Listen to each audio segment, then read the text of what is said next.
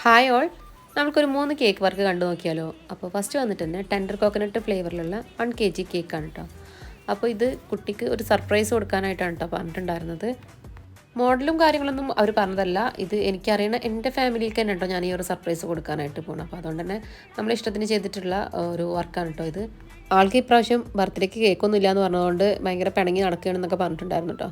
അപ്പോൾ ഈ ഒരു കേക്ക് അവിടെ വീട്ടിൽ എത്തിച്ചു കൊടുക്കാൻ പറഞ്ഞിട്ടുണ്ടായിരുന്നു. കേക്ക് നമ്മളെ ഫാമിലിക്കാണെന്ന് പറഞ്ഞല്ലോ. ഇക്കാടെ സിസ്റ്റർ പേരക്കുട്ടിക്കാണ് കേട്ടോ ഈ ഒരു കേക്ക് ഉണ്ടാക്കിയിട്ടുള്ളത്.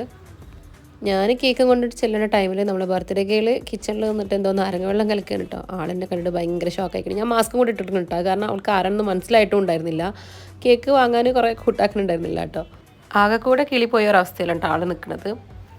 ഈ ഒരു കേക്കിൽ ഡെക്കറേഷൻ ചെയ്യുന്നത് R11 എന്നുള്ള ഒരു നമ്പർ വെച്ചിട്ടാണ്. നമ്മൾ റോസ് പെറ്റൽ വരക്കണ നോസിലുണ്ടല്ലോ, ആ നോസിൽ വെച്ചിട്ട് നമ്മൾ സാരി പ്ലീറ്റ്സ് പോലെ ഇതുപോലെ ചെയ്ത് കൊടുക്കുകയാണ് കേട്ടോ. ഈ ഒരു മോഡലും നമ്മൾക്ക് ചെയ്യാനായിട്ട് ഇഷ്ടപ്പെട്ടിട്ട് മാറ്റി വെച്ചിട്ടുള്ള ഒരു ഡെക്കറേഷൻ ആയിരുന്നു കേട്ടോ. നെക്സ്റ്റ് നമ്മൾ അതിലേക്കുള്ള ഫ്ലവർ വരക്കാനായിട്ട് 100 N1 നോസിലുണ്ടല്ലോ, നമ്മളെ റോസറ്റ നോസിൽ, അത് വെച്ചിട്ട് നമ്മൾ ക്രീം പ്രസ് ചെയ്തിട്ട്, കേക്കിലേക്ക് ക്രീം പ്രസ് ചെയ്യരുത്, ജസ്റ്റ് പ്രസ് ചെയ്തതിന് ശേഷമുള്ള ആ ഒരു ഇതുണ്ടല്ലോ, ഇതുപോലെ ഉണ്ടോ ചെയ്തിട്ടുള്ളത്. ജസ്റ്റ് കേക്കിൽ ടച്ച് ചെയ്യുക മാത്രം ചെയ്താൽ മതി.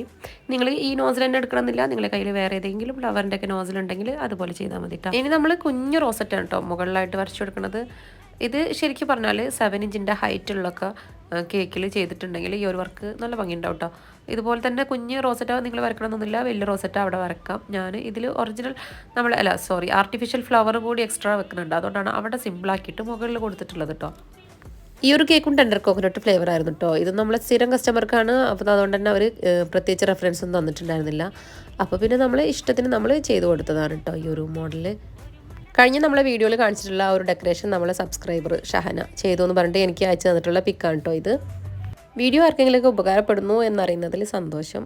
ഇനി നമുക്ക് നെക്സ്റ്റ് വന്നിട്ട് ഒരു ബ്രൗണി കേക്ക് ആയിരുന്നു കേട്ടോ. അപ്പോൾ ഇതാണ് ഇന്നത്തെ 3 കേക്ക് വർക്കുകളും. ഇഷ്ടപ്പെട്ടാൽ ലൈക്ക് ചെയ്യാനും ഷെയർ ചെയ്യാനും സബ്സ്ക്രൈബ് ചെയ്യാനും മറക്കണ്ട. അപ്പോൾ ടാറ്റ ബൈ ബൈ.